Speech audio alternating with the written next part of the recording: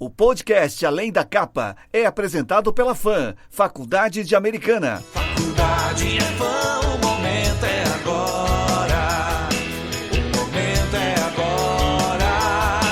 Faculdade é FAM. Acesse fam.br. A pandemia causada pelo novo coronavírus tem exigido dos governos ao redor do mundo ações fortes e coordenadas. As medidas de enfrentamento envolvem uma série de restrições a direitos previstos na Constituição. Por exemplo, o estabelecimento de quarentena e o isolamento afetam principalmente o direito de ir e vir dos cidadãos, além de restrições nos transportes, não só de pessoas, como também de insumos. Só que não é possível observar no momento uma coordenação entre governos municipal, federal e estadual. As ações dos governos locais são normalmente justificadas publicamente em razão da falta de iniciativa do Executivo Central, ou seja, do governo federal. Mas o fato é que os decretos muitas vezes acabam gerando conflito de competências. E sobre esse assunto, nós ouvimos no Liberal no Ar o Acácio Miranda, que é mestre em Direito Penal Internacional e doutorando em Direito Constitucional. Ele conversou com o Leonardo Oliveira e com a Thalita Bristotti. Acácio Miranda, muito bom dia, Acácio. Bom dia, Leonardo, bom dia, Thalita. É um prazer falar com vocês e com todos os ouvintes da Rádio Liberal. Bom dia, Cássio. Eu acho que antes de a gente começar a questão de o que é competência de cada um, a competência, a palavra competência tem um significado para nossa população, mas tem outro significado no âmbito jurídico, né? O senhor podia explicar para os ouvintes essa diferença do o que significa a competência no âmbito jurídico? Sim. Quando nós pensamos na origem da palavra competência, o que compete a cada um dos entes federativos, nós não estamos pensando no sentido que a pessoa é capaz disso ou não é capaz daquilo. Estamos pensando no sentido que aquela atribuição, o exercício daquela função compete àquela pessoa ou não compete àquela pessoa. É nesse sentido que nós pensamos. Então, a título de exemplo, o Estado tem como competência tratar de temas relacionados ao direito do consumidor, por exemplo. O município tem como competência tratar de temas relacionados ao trânsito. Ou seja, é a atribuição do Estado dispor sobre os direitos do consumidor, é ele, Estado, quem vai dispor sobre os direitos do consumidor, e é ele, município, quem vai dispor sobre os temas relacionados ao trânsito. É nesse sentido. Perfeito. E, Acácio, a gente tem visto decretos, né, sendo feitos nesse período, restringindo várias situações dentro do Estado e dos municípios, decretos estes feitos tanto pelo Estado quanto pelas próprias cidades. Eu queria saber, nesse tempo de pandemia, principalmente na área da saúde, como é o caso atual e a emergência que é o coronavírus, o que cabe ao município, o que cabe ao Estado, qual é a competência de cada um deles no meio de uma pandemia como essa? Sim. O que acontece quando nós olhamos para a saúde, principalmente para a saúde pública, é uma competência de todos os entes federativos. Se nós olharmos para a União tem o SUS, o Sistema Único de Saúde, que está relacionado à saúde pública. Quando nós olhamos para o Estado, aqui no nosso caso, para o Estado de São Paulo, existem hospitais estaduais. E quando nós olhamos para os municípios, existem hospitais municipais e existem as Santas Casas. Então, a tutela da saúde pública compete a todos os entes federativos. O que tem acontecido em relação aos decretos é aquilo que nos Estados Unidos chamou-se de lockdown, e é o isolamento total ou isolamento parcial. E a determinação desse isolamento, seja ele total, seja ele parcial, tem decorrido de decretos. Aqui no nosso caso, um decreto do governo do Estado de São Paulo, e em determinadas circunstâncias, há distinção quando nós olhamos pelos decretos que decorrem dos municípios. Então, o Estado de São Paulo, por exemplo, a título de exemplo, determinou o fechamento de determinado estabelecimento. O município não quer que aqueles estabelecimentos sejam fechados. E aí nós entramos num conflito entre o governo do Estado e o município. E aí a gente precisa olhar se aquela atividade especificamente está dentro do rol de competências do Estado ou está dentro do rol de competências dos municípios. É o caso dos bancos, por exemplo. O Supremo Tribunal Federal já determinou que o horário de funcionamento dos bancos é da competência dos municípios. Então, se o Estado determina o fechamento dos bancos e um município determina a abertura desses bancos, como regra, esse banco deveria ficar aberto por conta do fato de ser uma competência do município. Então, de forma geral, é isso que nós temos enfrentado neste momento. Justamente, Acácio, está acontecendo isso neste momento aqui em Americana.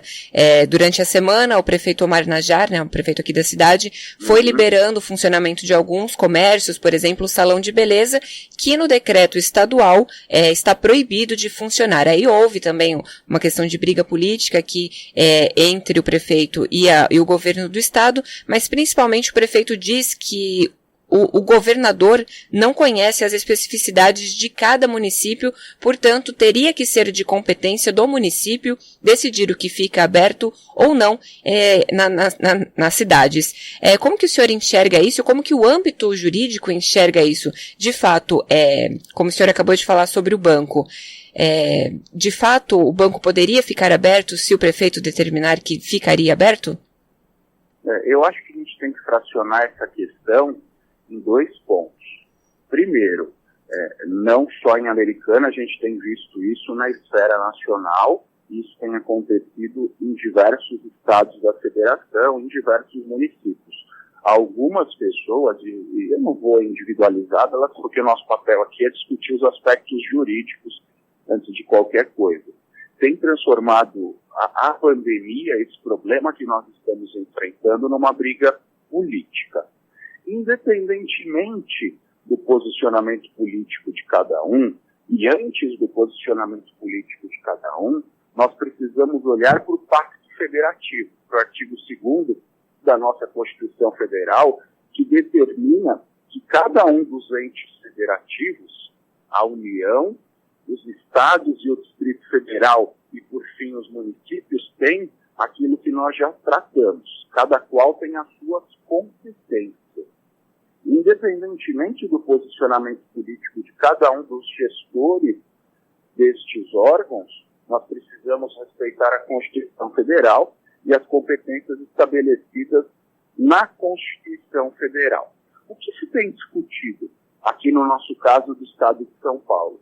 O governo do Estado decretou quais serviços são tidos como essenciais. Então, dentro daquilo que eu falei, tutela da saúde pública, o governo do Estado indicou quais serviços são essenciais e, a partir daí, compete aos municípios a observância dessa regra por conta do Pacto Federativo, num primeiro momento. Se, eventualmente, este decreto, onde há indicação dos serviços tidos como essenciais pelo Estado, superar as competências dentro do Pacto Federativo do Estado, cabe ao município a discussão jurídica disso. Mas eu confesso a vocês, eu já li o decreto editado pelo governo do Estado e não há, num primeiro momento, um excesso por parte deste decreto. O que o governo do Estado fez foi, olha, tais serviços são tidos como essenciais e na tutela da saúde pública, eles devem ficar fechados para que sejam evitadas, aliás, aglomerações e, consequentemente, a pandemia não seja transmitida com maior velocidade. Foi o que aconteceu. Então, olhando de forma genérica, o governo do Estado editou um decreto que está em conformidade à Constituição Federal. Óbvio, o próprio Pacto Federativo dá competências aos municípios, estabelece as atribuições dos municípios em virtude disso. É a população daquele município, e no Brasil nós temos quase 6 mil municípios, cada qual com as suas especificidades, exatamente por isso, para que o prefeito e para que os moradores daquele município, dentro das suas características, possam fazer a gestão dele. Agora, nós estamos vivendo um momento que a observância deste pacto federativo é essencial. A saúde pública, neste momento, vem antes de qualquer coisa. Então, é o que tem prevalecido.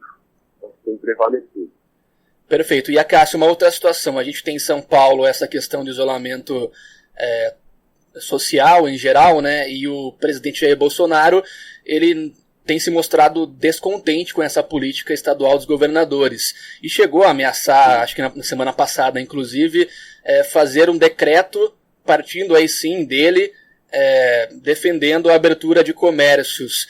Nesse caso, como é que fica? Porque, pelo menos na cabeça talvez da população, o governo federal se sobreponha em alguns pontos ao Estado. Nesse caso dos decretos, existe alguma possibilidade? Isso é algo que seria juridicamente legal para você? Num primeiro, eu até discuti essa questão na semana passada num outro veículo de comunicação aqui da cidade de São Paulo. O que acontece? Por conta desse já citado artigo 2º da Constituição Federal e por conta do Pacto Federativo, neste primeiro momento, essa atribuição para determinar quais serviços são tidos como essenciais cabe aos governadores dos estados. Eu imagino, até porque o presidente ele tinha uma manifestação, mas a sua assessoria jurídica não esboçou nenhum decreto e nem quais seriam as fundamentações deste decreto. Eu imagino que se ele fosse fazê-lo, ele o faria a pretexto do artigo 170 da Constituição Federal, que dispõe sobre a tutela da ordem econômica que compete à União Federal. Ou seja, eu, presidente da República, estou editando um decreto determinando a abertura de todos os estabelecimentos comerciais a pretexto da tutela da ordem econômica e financeira. Mas eu confesso a vocês que a gente precisaria olhar para esse decreto o comparando com o artigo 2º. Então, nós teríamos um conflito entre o artigo 2º da Constituição Federal, que dispõe sobre o Pacto Federativo, e o artigo 170, que dispõe sobre a tutela da ordem econômica. E, constitucionalmente, deveria prevalecer o artigo 2º. Ou seja, em termos jurídicos, deveria prevalecer a competência dos governadores dos estados. Acho até que por essa razão o presidente da República foi destituído dessa ideia. Assim, ele deve ter conversado com seus consultores jurídicos e eles devem ter adiantado isso. Olha, presidente, a probabilidade dessa sua tese não prevalecer juridicamente é muito grande. Então, não sei se vale a pena, dentro do viés político, nós assumirmos este risco. Certo. E, Acácio, acho que para resumir a nossa entrevista, atualmente o governo federal manda mais que o governo estadual de fato manda mais do que as prefeituras, ou é justamente cada âmbito, dos poderes tem uma força maior? Nós tivemos há uns anos atrás uma música que fez muito sucesso que falava cada um no seu quadrado. O Pacto Federativo é mais ou menos isso. Cada ente federativo tem as suas especificidades e tem as suas funções, tem as suas competências. Como regra, não há ingerência de um ente no outro. A União tem as suas atribuições, os governos dos estados e o Distrito Federal têm as suas atribuições e os municípios têm as suas atribuições. Não há prevalência de um sobre o outro. É óbvio que nós vivemos num sistema onde o viés financeiro vale muito.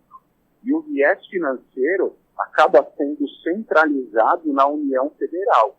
Não à toa há um grande repasse dos tributos arrecadados pelos municípios para os estados e dos estados para a União. É uma discussão que nós temos sempre. O Estado de São Paulo, por exemplo, arrecada quase 50% dos tributos do país, e na hora que a União repassa para o Estado de São Paulo, nós recebemos pouco mais de 10%. Então, não há ingerência de um sobre o outro. A única coisa que há é uma vinculação econômica e cada qual preenche o seu espaço jurídico. Perfeito. Acácio, muito obrigado pela entrevista e pela disponibilidade também.